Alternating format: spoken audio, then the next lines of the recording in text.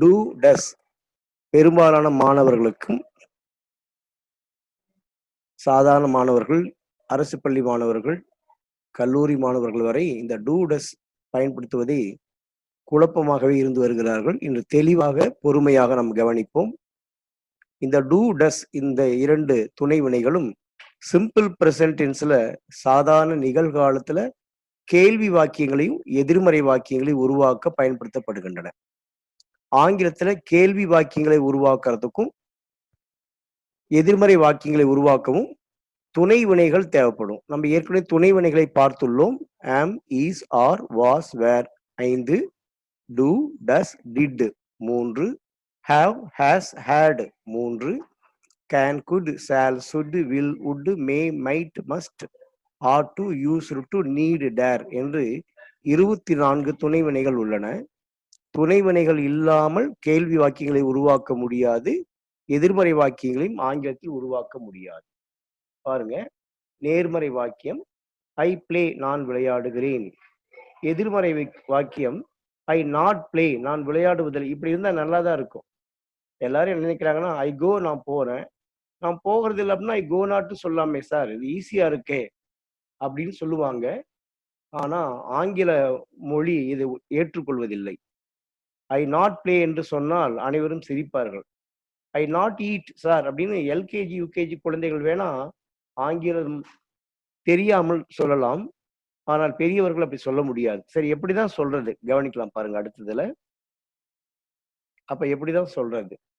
I to not play என்று சொல்லலாமா? சில பேர் சொல்லுவாங்க ஐ எம் நாட் பிளேன்னு சொல்லாமே, ஐ வந்தா எப்பவுமே நாட் வரும், ஆம் வருமே, ஐ எம் என்று வருமே, அப்படி சொல்லலாமா? ஐ எம் நாட் கோன்னு சொல்லலாமா என்று கேட்பார்கள். இவற்றில் எது சரி? பெரும்பாலானவர்களுக்கு இது தெரிஞ்சிருக்கும். கவனிக்கலாம், அதை மறுபடியும் விடைய கவனிக்கலாம். ஐ டு நாட் பிளே நான் விளையாடுவதில்லை என்பதை ஐ டு நாட் பிளே அதுதான் சரி. ஐ டு நாட் ஸ்பீக் நான் பேசுவதில்லை. ஐ டு நாட் கோ நான் போவதில்லை. ஐ டு நாட் லிசன் நான் கவனிப்பதில்லை. ஐ டு நாட் சுருக்கமா ஐ டோன்ட் அப்படின்னு சொல்லலாம். இதுதான் சரி. I am not play, I am not go, I am not come அப்படின்லாம் சொல்லக்கூடாது. அது இலக்கண பிழை உள்ள வாக்கியமா ஆயிரும். அடுத்து நம்ம எக்ஸாம்பிள்ஸ் பாருங்க. ஐ எம் பிளேயிங், இங்க வந்து ஆம் அப்படிங்கிற துணை வினை இருக்குது, அதனால பக்கத்துல am not, I am not playing சொல்லிக்கலாம். ஷீஸ் ஜோக்கிங், ஈஸ் அப்படிங்கிற துணை வினை பக்கத்துல இருக்கு, அதனால ஈஸ் நாட் அப்படின்னு போட்டுக்கலாம். She's not jogging. அதே போலதான் பாருங்க, ஐ பிளேவை 2ஆ பிரிச்சோம்னா ஐ டூ பிளே அப்படின்னு வரும். பெரும்பாலும் இது போல நம்ம எழுதுவதில்லை, ஐ பிளேன்னு தான் எழுதுறோம். ஆனா அந்த பிளேக்குள்ள டூ இருக்கு. அப்ப அது வெளியே எடுக்கும் போது ஐ டூ நாட் பிளே, அது எப்படி மேல ஐ எம் நாட் பிளேயிங் அப்படி வந்துச்சோ அது மாதிரி இங்க ஐ டூ நாட் பிளே. கீழே பாருங்க I two no, you know அப்படிங்கிறத யூ டூ நோன்னு போட்டிருக்கிறோம். இந்த நோக்குள்ளதான் டூ இருக்குது, அதை வெளியில எடுத்து போட்டிருக்கோம். குறிப்பா இது பெரும்பாலும் இது போல எழுதுவது இல்லை. ஆனா நெகட்டிவ்ல பாருங்க I do not know, you do not know உனக்கு தெரியாது. ஷீ டஸ் கம், பெரும்பாலும் இது எப்படி எழுதுவாங்கன்னா ஷீ கம்ஸ் அப்படிங்குவாங்க, அவள் வருகிறாள் அப்படிங்குவாங்க. ஷீ டஸ் கம் அப்படின்னு சொல்லலாம், பெரும்பாலும் அது போல எழுதுவதில்லை. ஆனா அங்க பாருங்க நெகட்டிவ்ல பாருங்க ஷீ டஸ் நாட் கம், அவள் வருவதில்லை. ஷீ டஸ் கம் அப்படின்னா அவள் வருகிறாள்னு அர்த்தம். ஷீ டஸ் நாட் கம் அவள் வருவதில்லை. இது ஒரு விளக்கம். ஐ டூ நாட் பிளே, இதில் டூ ஏன் வந்தது, எங்கிருந்து வந்தது? இப்போ ஐ am not coming, I am coming, I am not coming அப்படின்னா அதுல ஆம் இருக்கு, அந்த வாக்கியத்திலேயே நேர்மறை வாக்கியத்துல ஆம் இருக்குது, அதனால பக்கத்துல ஐ எம் நாட் கம்மிங் அப்படி சொல்றோம். I am going, I am not going சொல்றோம். சரி, ஆனா இதுல டூவே இல்லையே, எப்படி திடீர்னு டூ வந்தது, எங்க இருந்து வந்தது, ஏன் வந்துச்சு? 2 கேள்விகள் நமக்கு எப்பவுமே இருக்கும். ஏன்னா திடீர்னு டூ வந்துச்சு, அங்க டூவே இல்லையே. ஐ பிளே அப்படிங்கிற பாசிட்டிவ் வாக்கியத்துல டூ இல்ல, திடீர்னு இங்க எப்படி டூ வந்தது? சரி, பார்க்கலாம். ரூல் 1, ஆங்கிலத்தில் நாட் என்பது தனியாக வராமல் ஒரு துணை வினையுடன் மட்டுமே வரும். ஆங்கில மொழியில நாட் இல்லை அப்படிங்கிறது எப்பவுமே தனியா வராது. ஆமா, ஐ எம் அ பாய் அப்படின்னா கூட I am not a boy, I am not a பாய்ன்னு தான் சொல்லுவாங்க. ஷீ இஸ் ஹியர் அப்படின்னா ஷீ இஸ் நாட் ஹியர் அப்படின்னு தான் சொல்லுவாங்க. அப்படி பார்த்தா நாட் எப்படி வரும்னா is not, am not, are not, was not, were not, do not, does not, did not, have not, has not, had not, could not, should not, இப்படிதான் நீங்க பார்த்திருப்பீங்க. வாக்கியங்கள் எல்லாமே அப்படிதான் பார்த்திருப்பீங்க. நாட் தனியா பார்த்திருக்க வாய்ப்பே இல்லை ஒரு வாக்கியமா இருக்கும்போது. வாக்கியமாக இருக்கும் பொழுது நாட் தனியாக வராது. நாட் எப்பொழுதுமே துணை வினையா இருக்கின்ற ஆக்ஸிலரி வேர்ப்ஸோட தான் வரும். இதை மனசுல நல்லா ஆழமா பதிய வச்சுக்கங்க. இந்த வாக்கியங்கள்ல உள்ள துணை வினையான டூ வெர்பு என்ற அம்மாவிடமிருந்து வந்தது. இந்த வேர்ப் எங்கிருந்து பிறந்து வந்துச்சு, ஏன் வந்துச்சு அப்படின்னா நாட் வர்றதுனால டூ வந்துச்சு. டூ வந்தாதான் நாட் பக்கத்துல வரும் துணை வினைக்காக. இப்ப இது எங்க இருந்து வந்துச்சு அப்படின்னா கோங்கிற அம்மா, அதான் வேர்புனாலே அம்மான்னு தான் எடுத்துக்குவாங்க. சப்ஜெக்ட்னா அப்பாவை எடுத்துக்குவாங்க, கோனா வேர்பை வந்து அம்மாவை எடுத்துக்குவாங்க. மொழி கலாச்சாரத்திலே அப்படிதான் பார்ப்பாங்க. சப்ஜெக்ட் அப்பா, வேர்ப் அப்படிங்கிறது அம்மா. இந்த கோங்கிற அம்மா வயிற்றுக்குள்ள பாருங்க டூங்கிற குழந்தை இருக்குது. கோ அப்படிங்கிறது டூ கோ ரெண்டும் சேர்ந்து தான் கோ. ரீட் அப்படிங்கிறது டூ பிளஸ் ரீடு தான் ரீடு. டூ அப்படிங்கிறது மெயின் வெர்பாவும் சில நேரத்தில் வரும் பாருங்க, டூ பிளஸ் டூ. நான் செய்வதில்லை அப்படின்னா ஐ டூ நாட் டூன்னு ரெண்டு தாட்டி சொல்லுவாங்க. டேக் அப்படின்னா டூ பிளஸ் டேக். ரைட் அப்படின்னா டூ பிளஸ் ரைட். அதுவே இந்த கம்ஸ் எஸ் சேர்த்து வரும் பாருங்க, S, eats, calls, takes, writes. எதுக்காக இந்த எஸ் சேர்த்துறாங்க அப்படின்னா படற்கை ஒருமை சப்ஜெக்ட். அதாவது பேசுபவர் அப்படின்னா நான், நாங்கள், கேட்பவர் அப்படின்னா நீ, நீங்கள், இவர்களை தவிர இருப்பவர்கள்லாம் படற்கை. அதுல ஒருமை, அதாவது அவன், அவள், அது, அவர், ரவி, ராஜா, இந்த மாதிரி பெயர்கள் வருவது. இதுக்கெல்லாமே சிம்பிள் பிரசன்ட் டென்ஸ்ல எஸ் சேர்த்துவாங்க. உதாரணத்துக்கு ரவி வருகிறான் அப்படின்னா ரவி கம்ஸ் அப்படி சொல்லுவாங்க. அவன் சாப்பிடுகிறான் அப்படின்னா ஹி ஈட்ஸ் அப்படிங்குவாங்க. அவள் அழைக்கிறாள் அப்படின்னா ஷி கால்ஸ் அப்படின்னு சொல்லுவாங்க. அது எடுக்கிறது அப்படின்னா இட் டேக்ஸ் அப்படின்னு சொல்லுவாங்க. அவர் எழுதுகிறார் அப்படின்னா ஹி ரைட்ஸ் அப்படின்னு சொல்லுவாங்க. எஸ் சேர்த்து வருவாங்க, எஸ் சேர்த்துவாங்க. எதற்காகனா தேர்ட் பர்சன் சிங்குலர் சப்ஜெக்டை குறிப்பிட. அப்ப அது நெகட்டிவா பண்ணும்போது எப்படி பண்ணுவாங்கன்னா அந்த கம்ஸ் ரெண்டா பிரிச்சோம்னா டூ பிளஸ் கம் தான் கம். இந்த எஸ் வந்து டஸ்ஸோட சேர்ந்துக்கும், டஸ் கம்னு ஆகி போயிடும். ஈட்ஸ் ரெண்டா பிரிச்சோம்னா டஸ் ஈட்னு ஆகி போயிடும். கால்ஸ் அப்படிங்கிறத ரெண்டா பிரிச்சோம்னா டஸ் கால் அப்படின்னு ஆகி போயிடும். டேக்ஸ் அப்படிங்கிறத ரெண்டா பிரிச்சோம்னா டஸ் டேக் அப்படின்னு ஆயிடும். ரைட்ஸ் அப்படிங்கிறத ரெண்டா பிரிச்சோம்னா டஸ் ரைட் அப்படிங்கிறது ஆயிடும். இது சிம்பிள் பிரசன்ட் டென்ஸுக்கு மட்டும்தான், வேற எந்த டென்ஸ் ஃபார்ம்ஸ்க்கு இந்த விதியெல்லாம் இல்லை. இந்த விதிகள் ஒரே டென்ஸ் ஃபார்ம்ஸ் தான், அது சிம்பிள் பிரசன்ட் டென்ஸ். அடுத்தது பார்க்கலாம் பாருங்க, பயிற்சிகளை பார்த்தா நமக்கு புரியும். ஐ லாஃப் அப்படின்னா நான் சிரிக்கிறேன். நான் சிரிப்பதில்லை அப்படின்னா ஐ டூ நாட் லாஃப். நான் எப்பவுமே சிரிக்கிறதில்லைன்னு சொல்லும் போது ஐ டூ நாட் லாஃப் அப்படின்னு சொல்லணும். ஐ ட்ரிங்க்னா நான் குடிக்கிறேன், நான் எப்பவுமே குடிக்கிறது இல்லைங்க அப்படின்னா தான் ஐ டூ நாட் ட்ரிங்க்னு சொல்லணும். இப்போ குடிச்சிட்டு இருக்கல அப்படின்னா ஐ எம் நாட் ட்ரிங்கிங் தான் சொல்லணும். இது ரெகுலரா சொல்லும் போது தான். சிம்பிள் பிரசன்ட் டென்ஸ் அப்படிங்கிறத ஹேபிச்சுவல் ஆக்ஷன் சொல்லுவாங்க. ரெகுலர் ஆக்டிவிட்டிஸ்க்கு மட்டும்தான் இதை பயன்படுத்தணும் சிம்பிள் பிரசன்ட் டென்ஸை. அதனால இந்த வாக்கியங்களை நம்ம பார்க்கலாம். நம்மோடு ஒரு மாணவர் இருக்கிறார், அவர் பதிலை சொல்வார். நான் சிரிக்கிறேன். I laugh. நான் சிரிப்பதில்லை. I do not laugh. நான் குடிக்கிறேன். I drink. நான் குடிப்பதில்லை. I do not drink. நான் போகிறேன். I go. நான் போவதில்லை. I do not go. நான் சண்டையிடுகிறேன். I fight. நான் சண்டையிடுவதில்லை. I do not fight. நான் ஓடுகிறேன். I run. நான் ஓடுவதில்லை. I do not run. நான் சிந்திக்கிறேன். I do not think. I think. நான் சிந்திப்பதில்லை. I do not think. நான் தூங்குகிறேன். I sleep.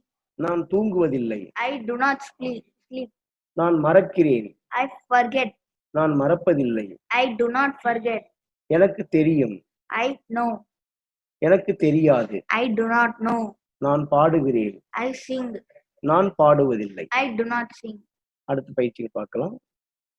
இது தேர்ட் பர்சன் சிங்குலர் வரும்பொழுது கவனிங்க. அவன் கற்கிறான் அப்படின்னா he learns.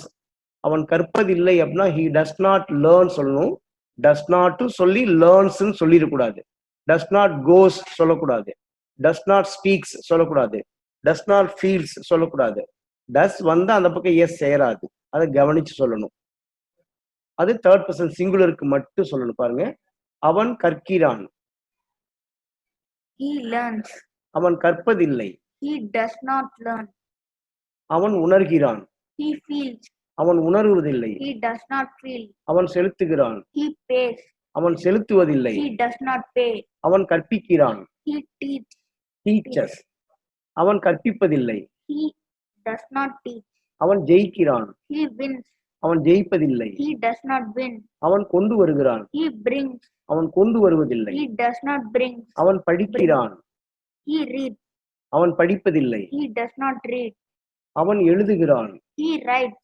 அவன் எழுதுவதில்லை. He does not write. அவன் வரைகிறான். He draws. அவன் வரைவதில்லை. He does not draw.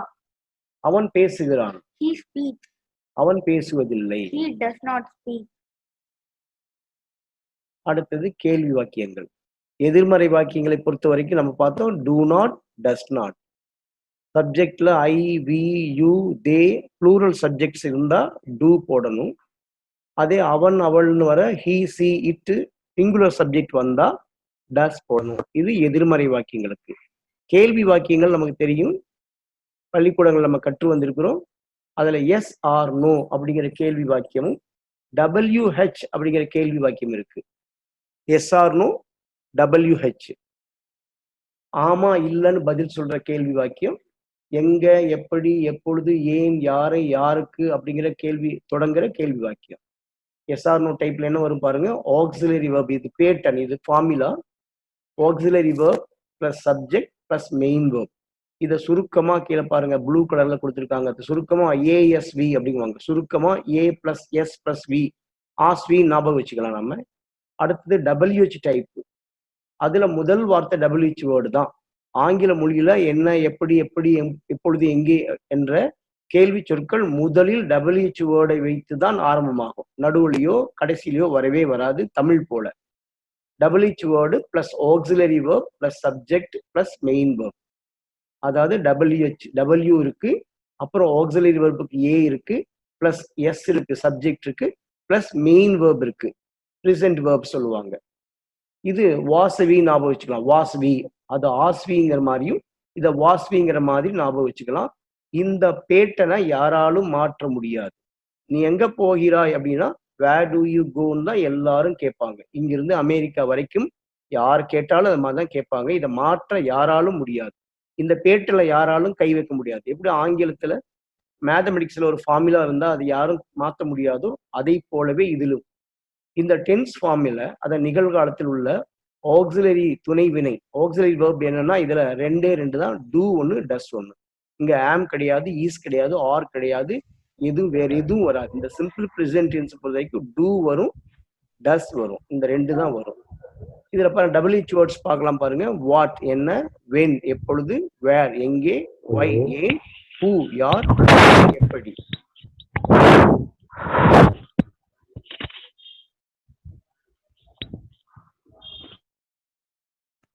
அடுத்து பார்க்கலாம் பயிற்சி 3.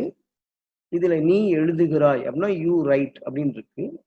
நீ எழுதுகிறாயா எஸ்ஆர் நோ டைப்பா பண்ணது இருந்தா முன்னால பாருங்க டூ யூ ரைட் அப்படின்னு போடுறோம். Do you right.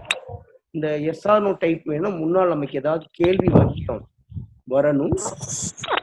ஏதாவது ஒரு ஆக்சிலரி துணை வினை இல்லாம நம்ம கேள்வி வாக்கியத்தை உருவாக்க முடியாது. எஸ்ஆர் நோ வாக்கியத்தை.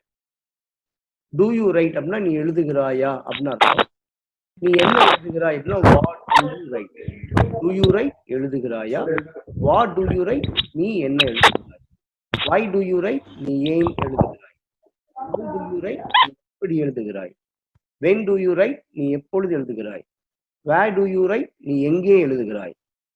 எவ்வளவு நேரம் எழுதுகிறாய் அப்படின்னா how long do you write. இந்த மாதிரி பதில்களை சொல்லி சொல்லி நீங்க பார்த்தா ஸ்போக்கன்ல வேகமா கேள்வி கேட்க வரும். பயிற்சி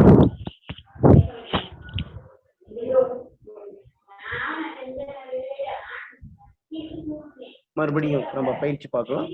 நீ பேசுகிறாய். நீ பேசுகிறாயா. Do you speak? எப்படி பேசுற. How do you speak? ஏன் பேசுற. Why do you speak? யாரோட பேசுற. With whom do you speak? எப்ப பேசுற. When do you speak? எங்க பேசுற. Where do you speak? எவ்வளவு நேரம் பேசுற? How long do you speak? இது போல பயிற்சிகளை செய்யணும். அடுத்து பாருங்க, இதுவே நீ வந்தா do. நீ எங்க போற? where do you go? நீங்க எங்க போறீங்க? where do you go? அவங்க எங்க போறாங்க? where do they go? பையங்க எங்க போறாங்க? where do the boys go? நான் எங்க போறேன்? where do I go? அந்த மாதிரி சொல்லுவாங்க. இதுவே அவன், அவள், அது அந்த மாதிரி பேர் வந்தா எப்படி சொல்லும் பாருங்க. அவன் சாப்பிடுகிறான் அப்படின்னா he eats.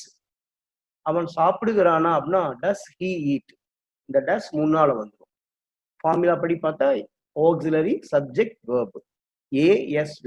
இந்த பேட்டன் யாராலும் மாற்றப்பட முடியாது. அவன் என்ன சாப்பிடுகிறான் அப்படின்னா what does he eat. சாப்பிடுகிறானா அப்படின்னா does he eat. என்ன சாப்பிட்றான்? what does he eat. ஏன் சாப்பிட்றான்? why does he eat. எப்படி சாப்பிட்றான்? how does he eat. எப்ப சாப்பிட்றான்? when does he eat. எவ்வளவு சாப்பிட்றான்? how much does he eat. எங்க சாப்பிட்றான்? where does he eat. யாருக்காக சாப்பிட்றான்? for whom does he eat.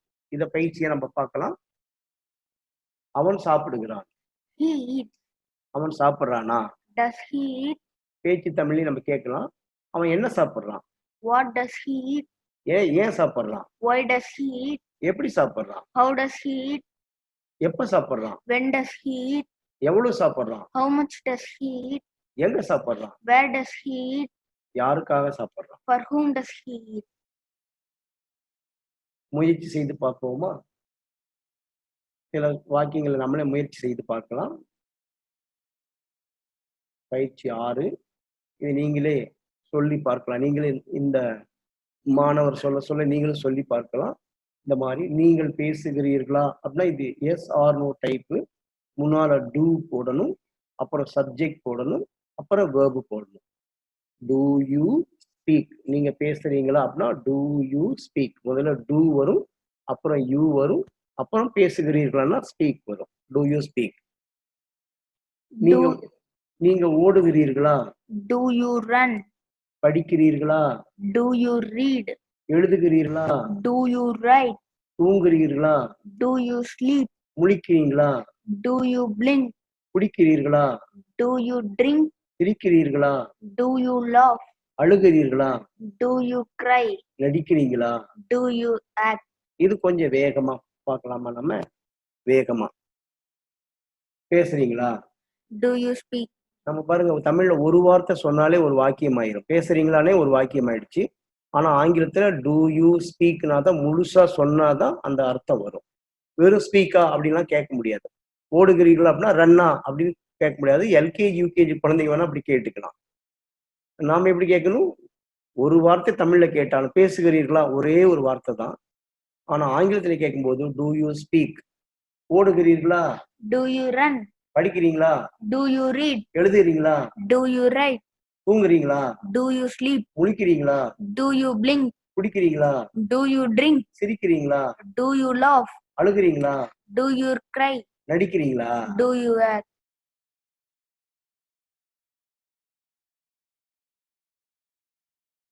இதே பாருங்க, தேர்ட் பர்சன் சிங்குலர் வரும் பொழுது முன்னால அவ பேசுறாளா, அவ வர்றாளா, அவ போகிறாளா, அவள் சந்திக்கிறாளா அப்படின்னு கேட்கும்போது முன்னால ஃபர்ஸ்ட் வேர்டு டஸ் வரணும், அப்புறம் சப்ஜெக்ட் ஷீ வரணும், அப்புறம் பேசுகிறாளான்னா ஸ்பீக் வரணும். அப்ப எப்படி வரும்? அவள் பேசுகிறாளா அப்படின்னா டஸ் சி ஸ்பீக். அவ பேசுறாளா டஸ் சி ஸ்பீக் அப்படி வரணும். அவள் பேசுகிறாளா அப்படின்னா டஸ் சி ஸ்பீக். நம்ம பார்க்கலாம். பேசுறாளா? Does she speak? வருகிறாளா? Does she come? போகிறாளா? Does she go? சந்திக்கிறாளா? Does she meet? சிந்திக்கிறாளா? Does she think? பாடுகிறாளா? Does she sing? ஜெயிக்கிறாளா? Does she win? தூங்குறாளா? Does she sleep? கொடுக்கிறாளா? Does she give? தெரிந்து கொள்கிறாளா? Does she know? அது போல டஸ்ஸின்னு வரும். இதுவே நம்ம கேள்வி சொற்கள் இணைச்சு பேசுறதா இருந்தா, இப்ப இது வரைக்கும் பண்ண பயிற்சிகள் ரெண்டுமே எஸ்ஆர் நோ டைப்பை சேர்ந்தது. அதனாலதான் டஸ் சி ஸ்பீக், பேசுறாளா, வருகிறாள்னா டஸ் சி கம் அப்படி நம்ம சொன்னோம். இதுவே எங்கே வருகிறாள், எங்கே பேசுகிறாள் அந்த மாதிரி கேட்கறதா இருந்தா, உதாரணத்துக்கு பாருங்க, எங்கே அப்படின்னு ஒரு வார்த்தையை சேர்த்திக்கலாம். அவள் எங்கே பேசுகிறாள் அப்படின்னா வேர் டஸ் சி ஸ்பீக் அப்படி சொல்லணும். அவள் எங்கே வருகிறாள், வேர் டஸ் சி கம். அவள் எங்கே போகிறாள்? வேர் டஸ் ஷி கோ? அவள் எங்கே சந்திக்கிறாள்? வேர் டஸ் ஷி மீட்? அவள் எங்கே சிந்திக்கிறாள்? வேர் டஸ் ஷி திங்க்? அவள் எங்கே பாடுகிறாள்? வேர் டஸ் ஷி சிங்? அவள் எங்கே ஜெயிக்கிறாள்? வேர் டஸ் ஷி வின்? அவள் எங்கே தூங்குகிறாள்? வேர் டஸ் ஷி ஸ்லீப்? அவள் எங்க கொடுக்கிறாள்? வேர் டஸ் ஷி கிவ்? அவள் எங்க தெரிந்து கொள்கிறாள்? வேர் டஸ் ஷி நோ? அந்த மாதிரி சொல்லுவாங்க. இதே போல ஏன் அப்படின்னு போடுறதா இருந்தா, ஏன் அவள் பேசுகிறாள் அப்படின்னா வை டஸ் ஷி ஸ்பீக்? பாருங்க, அந்த பயிற்சி நம்ம மாணவரோட கேட்டு பார்க்கலாம். அவள் ஏன் பேசுகிறாள்? Why does she speak? அவள் ஏன் வருகிறாள்? Why does she come? அவள் ஏன் போகிறாள்? Why does she go? அவள் ஏன் சந்திக்கிறாள்? Why does she meet? அவள் ஏன் சிந்திக்கிறாள்? Why does she think? அவள் ஏன் பாடுகிறாள்? Why does she sing? அவள் ஏன் ஜெயிக்கிறாள்? Why does she win? அவள் ஏன் தூங்குகிறாள்? Why does she sleep? அவள் ஏன் கொடுக்கிறாள்? Why does she give? அவள் ஏன் தெரிந்து கொள்கிறாள்? Why does she know? அது போல சொல்லலாம். இதுல எப்படி, எங்கே, எப்பொழுது, ஏன், யார், யாரை, எந்த கேள்வி சொற்களையும் வச்சு இந்த மாதிரி எஸ்ஆர் நோ டைப் வாக்கியங்களை WH டைப் வாக்கியமா நம்ம மாற்ற முடியும். இப்போ ஏன் பார்த்தோம், எங்கே பார்த்தோம், எப்படி அப்படின்னு ஒண்ணு சேர்த்து பார்க்கலாமே. அவள் எப்படி பேசுகிறாள் அப்படின்னா ஹவு டஸ் ஷி ஸ்பீக்? அவள் எப்படி பேசுறாள்? கொஞ்சம் வேகமா சொல்லி பார்க்கலாமா? அவள் எப்படி பேசுகிறாள்? How does she speak? அவள் எப்படி வருகிறாள்? How does she come? அவள் எப்படி போகிறாள்? How does she go? அவள் எப்படி சந்திக்கிறாள்? How does she meet? அவள் எப்படி சிந்திக்கிறாள்? How does she think? அவள் எப்படி பாடுகிறாள்? How does she sing? அவள் எப்படி ஜெயிக்கிறாள்? How does she win? அவள் எப்படி தூங்குகிறாள்? How does she sleep? அவள் எப்படி கொடுக்கிறாள்? How does she give? அவள் எப்படி தெரிந்து கொள்கிறாள்? How does she know? Very good. அந்த மாணவருக்கு நன்றி சொல்லலாம். இது போல நாம வாக்கியங்களை அழகா பேசி பேசி பழகணும். சின்ன சின்ன வாக்கியங்களை எல்லாம் மொழிபெயர்த்து பழகணும். மொழிபெயர்த்து பழகணும். நாம எப்பொழுதுமே ஒரு மொழி புதிதாக கற்றுக்கொள்ளும் பொழுது அந்த மொழியில புதிதாக வந்த வார்த்தைகளை அதிகமா தெரிஞ்சுக்கணும். Learning more and more new words அப்படின்னு சொல்லுவாங்க. புது புது வார்த்தைகளை கவனிச்சுக்கணும். அதே போல சின்ன சின்ன துணுக்குகள், சின்ன சின்ன கதைகள், இவைகளை எல்லாம் நம்ம அப்படியே டிரான்ஸ்லேட் பண்ணி பழகணும். உதாரணத்துக்கு சின்ன எல்கேஜி யூகேஜி வகுப்புகள் நீங்க தெரிஞ்சுப்பீங்க. ஒரு ஊர்ல ஒரு காக்கா இருந்துச்சு அப்படின்னா what's there was a crow, அது ரொம்ப தாகமா இருந்துச்சு அப்படின்னா இட் வாஸ் வெரி தர்ஸ்டி. அந்த மாதிரி மொழிபெயர்த்து பழகும் போது சில இலக்கண பிழைகள் ஏற்படும். இந்த மாதிரி பிழைகளை இந்த மாதிரி வகுப்புகள்ல அல்லது ஆசிரியர்கள்ட்ட கேட்டு சரியான மொழிபெயர்ப்பை பண்ண பழகணும். ஏன்னா இலக்கண பிழை இருந்துச்சு அப்படின்னா யாரா எதிராளி நம்மகிட்ட பேசுறீங்க என்ன பண்ணுவாங்கன்னா, நீங்க கிராமர் மிஸ்டேக் பண்றீங்கன்னு சொன்னா போதும், அதுக்கப்புறம் நம்ம ஆங்கிலம் பேசுவதையே நிறுத்திடுவோம். ரஜினிகாந்த் அவர்கள் சொன்னது போல ஆங்கிலத்துல மட்டும் யாராவது குறை சொல்லிட்டா போதும், நம்மளையே குறை சொன்ன மாதிரி அதுக்கப்புறம் அவங்கள்ட்ட இங்கிலீஷ் பேசுறதையே நிறுத்திடுவோம். அதனால இலக்கண பிழை இல்லாமல் வாக்கியங்களை அமைக்கவும் மொழிபெயர்க்கவும் கற்றுக்கொள்ளணும். முதல்ல அதையே பேசி பேசி பேசி பேசி பழகணும். அப்படி பேசி பழகிட்டோம்னா நம்மளுடைய பேச்சுல எப்பொழுதுமே எந்த கிராமட்டிக்கல் எரர்ஸும் ஏற்பட வாய்ப்பில்லை. இந்த நிகழ்ச்சியை கவனித்து வந்ததுக்கு உங்களுக்கு நன்றி.